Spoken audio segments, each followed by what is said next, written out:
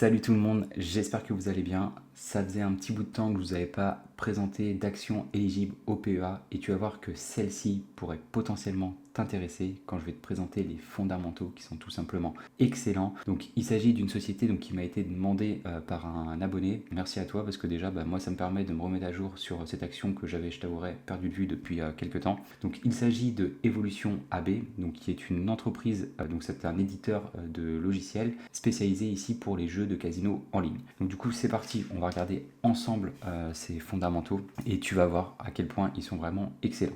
Donc la première chose déjà qu'on va regarder, ça va être au niveau de sa croissance. Ce que l'on souhaite toujours, nous, c'est d'investir sur des entreprises qui ont toujours une croissance de leur chiffre d'affaires, de leur résultat net, mais aussi de leur free cash flow. Donc pour ça, je ne vais pas regarder d'une année sur l'autre parce que c'est pas forcément représentatif de la dynamique de l'entreprise, mais c'est pour ça qu'on va le regarder sur une période un peu plus importante, une période de 5 années. Donc quand on regarde ici, en 2020, le chiffre d'affaires était de 652 millions, cette année 2 milliards 40, donc on est un x4 en 5 années à peu près, donc c'est tout simplement énorme. Donc ça c'est une entreprise qui croît relativement vite, du moins qui a cru relativement vite. Si on regarde maintenant son résultat net, lui le résultat net il est passé de 330 millions à 1 milliard 45. Donc là pour le coup il a augmenté un peu plus rapidement que le chiffre d'affaires, on est un petit peu plus que x4, donc ça c'est excellent. Ça veut tout simplement dire que les marges de l'entreprise se sont appréciées au cours des 5 dernières années. Donc quand vous avez une entreprise qui est en croissance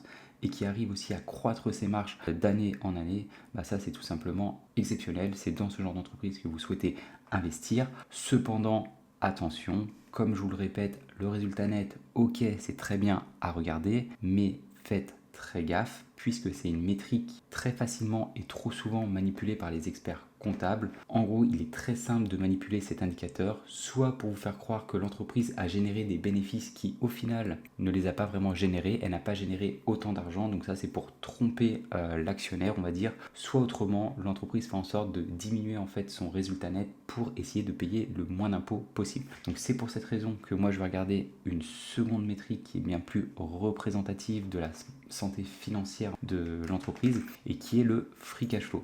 Le free cash flow, c'est beaucoup plus compliqué de manipuler parce que c'est tout simplement l'argent entrant moins l'argent sortant au cours d'une période donnée. Et avec le free cash flow, donc c'est une métrique très importante, une des plus importantes à regarder, puisque les dirigeants vont pouvoir réaliser 5 choses avec. Soit ils vont pouvoir réinvestir en eux-mêmes, soit ils vont pouvoir acquérir de nouvelles sociétés, soit ils vont pouvoir rembourser leurs dettes, soit ils vont pouvoir racheter leurs propres actions, ou encore, une des choses que les actionnaires aiment le plus, alors que c'est pas si terrible que ça, elle va pouvoir verser un dividende. Donc pour le coup, en 2020, l'entreprise générait 325 millions de free cash flow. Cette année, 1,36 milliard.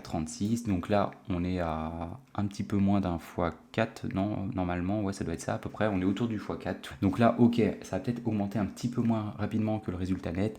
Dans tous les cas, on suit plus ou moins la croissance du chiffre d'affaires. Donc ça, c'est énorme. C'est un free cash flow qui augmente à une vitesse importante. Et le plus important, voilà, c'est vraiment que ce free cash flow soit de 1 positif chaque année, donc ça veut dire que l'entreprise arrive chaque année à générer de l'argent et surtout qu'il soit en croissance. Donc là pour l'instant ce qu'on peut voir c'est tout simplement excellent. Maintenant on va vraiment regarder au niveau de la rentabilité de l'entreprise, parce que c'est bien beau d'avoir des croissances, mais si l'entreprise n'est pas si rentable que ça, avec des marges très faibles, au final ça déteint un peu l'investissement. Quand vous regardez ici un résultat des marges nettes sur les 5 dernières années de 58%. 58%, c'est tout simplement énorme. Il y a très peu d'entreprises qui arrivent à avoir des marges aussi conséquentes. Cette année, ces mêmes marges nettes ont même atteint les 60%. Donc c'est tout simplement exceptionnel. C'est-à-dire que l'entreprise, après avoir payé l'ensemble de ses frais, il lui reste 60% de son chiffre d'affaires. Donc c'est exceptionnel. Si on regarde un peu plus finement, on voit ici que le site n'a pas réussi à calculer son ROA. Par contre, au niveau de son ROE, il est ici de 31%, donc le retour sur les capitaux investis, donc c'est ce qui a été apporté par les actionnaires, donc ça c'est important, 31%, ça c'est bien. Et la métrique que je vais le plus regarder, moi ça va vraiment être le ROIC, donc le retour sur les capitaux investis, qui prend en compte à la fois les capitaux apportés par les actionnaires, mais aussi tout l'argent qui a été fourni, qui a été récupéré grâce à la dette, grâce aux emprunts. Et pour le coup, donc là on peut voir qu'au cours des 5 dernières années, sa moyenne, elle est quasiment de 13%. Cette année, on est à 19%. Moi personnellement, j'aime voir des entreprises qui ont un ROIC supérieur à 10%. Donc là, c'est tout simplement énorme. Cette année, on est quasiment au double de cette valeur que l'on recherche. Donc ça, c'est une entreprise extrêmement rentable. En gros, le ROIC, ça veut tout simplement dire que pour chaque euro investi, l'entreprise va récupérer 19 centimes.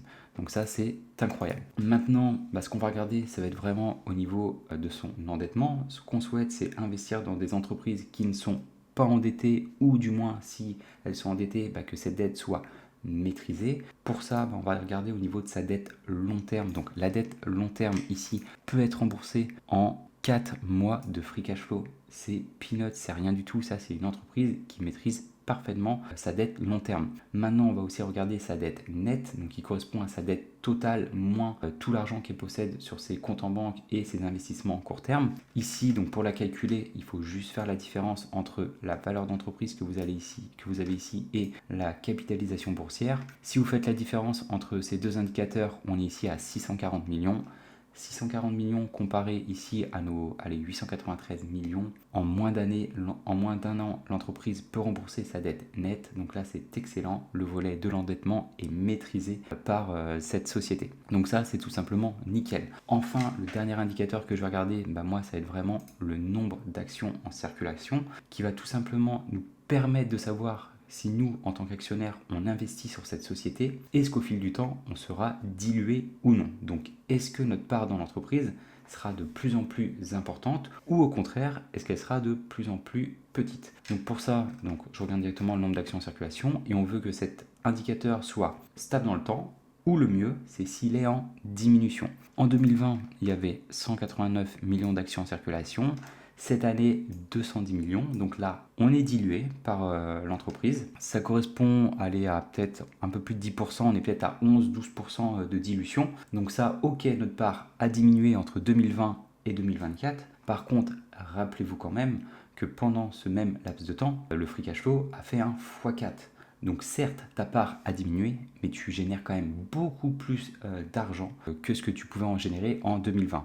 Donc au final, cet effet négatif est contrebalancé par une croissance importante du free cash flow. Donc vu que c'est une dilution qui n'est que d'une dizaine de pourcentages, pour moi, cette dilution n'est pas si importante que ça. Enfin, l'entreprise décide de verser un dividende à ses actionnaires. Donc pour l'ensemble de ses actionnaires, ça correspond ici à 651 millions de dollars. Et la question à se poser, c'est est-ce que ce dividende va pouvoir être maintenu dans le temps? Et le mieux, est-ce que l'entreprise va être en mesure de l'augmenter chaque année? Pour ça, il va falloir qu'on calcule son payout ratio. En faisant juste la division entre le dividende payé et le free cash flow moyen au cours des 5 dernières années. Ici, on a 651 millions divisé par nos 893 fois 100, on est ici à 73%.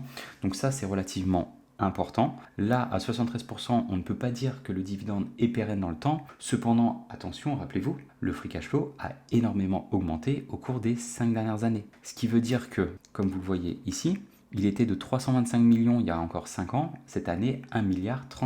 Donc si on se fie au free cash flow de cette année, dans ce cas-là, le ratio de distribution est déjà beaucoup plus faible. Il serait de 651 divisé par les 1360 fois 100. On est ici à 47%. Donc là, tant qu'on est aux alentours des 50%, du moins inférieur à 50%, on peut dire que le dividende ici est pérenne dans le temps et il pourra être donc à la fois maintenu et augmenter au cours des prochaines années. Donc comme je te l'ai dit tout à l'heure en introduction, tu peux voir ici que Evolution AB, c'est une entreprise d'excellente qualité et qui en plus est éligible au PEA. Donc là, vous avez quand même un double avantage d'à la fois investir sur une entreprise qui a des fondamentaux excellents et qui en plus, le fait de l'ajouter à votre PEA vous permet d'avoir cette petite niche fiscale entre guillemets. Maintenant, on va donc utiliser notre outil pour savoir à quel prix acheter cette entreprise. Parce que si on regarde ici ces ratios de valorisation, on peut voir que le PER au cours des 5 dernières années, il était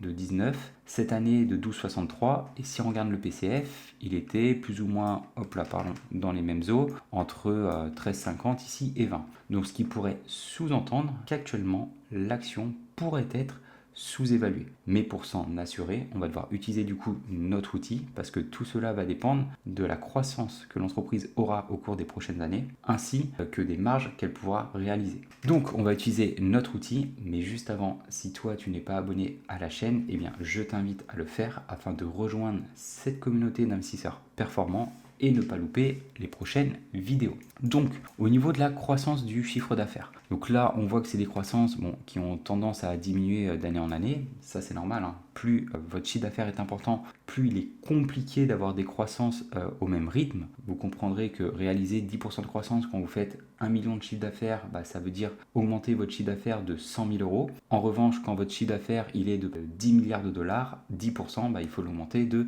1 milliard de dollars. Donc là, le delta est beaucoup plus compliqué à obtenir. Donc c'est pour cette raison que j'ai mis des chiffres d'affaires, moi ici, des croissances du chiffre d'affaires beaucoup plus bas, entre 5 et 9%, des marges nettes entre 55 et 60%, des marges sur le free cash flow légèrement plus basses, entre 53 et 57%, un PER-PCF, donc ça c'est le PER-PCF qu'on pense que l'entreprise s'échangera à l'issue ici de nos 10 années d'investissement. Il faut partir du principe qu'un PER, PECF moyen d'un indice comme par exemple le S&P 500 qui est un indice de référence à l'échelle mondiale, se situe aux alentours de 16. Ça va être vraiment la moyenne. Ce qui veut dire qu'il y a des entreprises dans le S&P 500 qui s'échangent à des PER inférieurs à 16 et d'autres à des PER supérieurs à 16. Est-ce qu'il y a toujours une forte croissance du chiffre d'affaires? Bon là, entre 5 et 9%, c'est pas exceptionnel. Ce n'est pas mauvais, mais ce n'est pas exceptionnel. Donc, on va dire que l'entreprise ne mérite pas forcément un premium sur cet aspect. En revanche, est-ce que le retour sur les capitaux investis est important? Là, ici, on peut voir au cours des 10 dernières années, on avait atteint quand même les 24%. Il y a eu une petite baisse là au cours des 5 dernières années, mais cette année, on aurait atteint les 19%. Donc, c'est une entreprise quand même qui utilise efficacement son argent. Donc oui, elle mérite un certain premium. Donc c'est pour cette raison que je lui ai mis entre 18 et 22. Et là, en rendement que l'on souhaite, simplement 9%, comme pourrait le faire un indice. Si on analyse, comme vous pouvez le voir, actuellement, peu importe les estimations choisies, donc que ce soit les estimations basses, moyennes ou hautes, vous pouvez acheter l'entreprise aujourd'hui et vous seriez en mesure de réaliser entre 13,6% et 21% de rendement annualisé, donc chaque année. Et si les estimations basses se réalisent au cours des 10 prochaines années, dans ce cas-là, si vous souhaitez ne réaliser que 9% de rendement, vous pouvez acheter l'action jusqu'à 120 $. Alors par contre, attention, je tiens quand même à vous mettre en garde. Ici, tout ce qu'on a pu réaliser, donc avec les prix d'achat que vous voyez, ne correspondent pas au prix d'achat de l'action que vous pourrez ajouter à votre PEA. Il faut savoir que Evolution AB, c'est une entreprise suédoise et donc sa place de cotation principale se situe à Stockholm.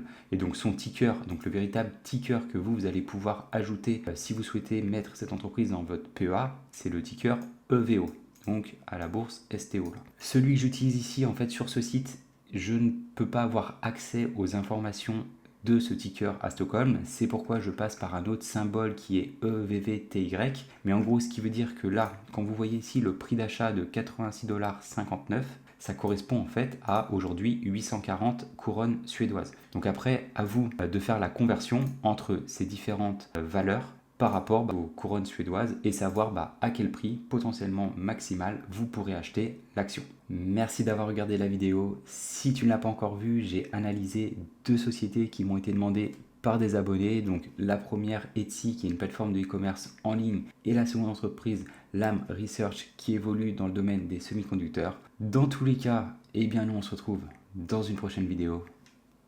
Ciao!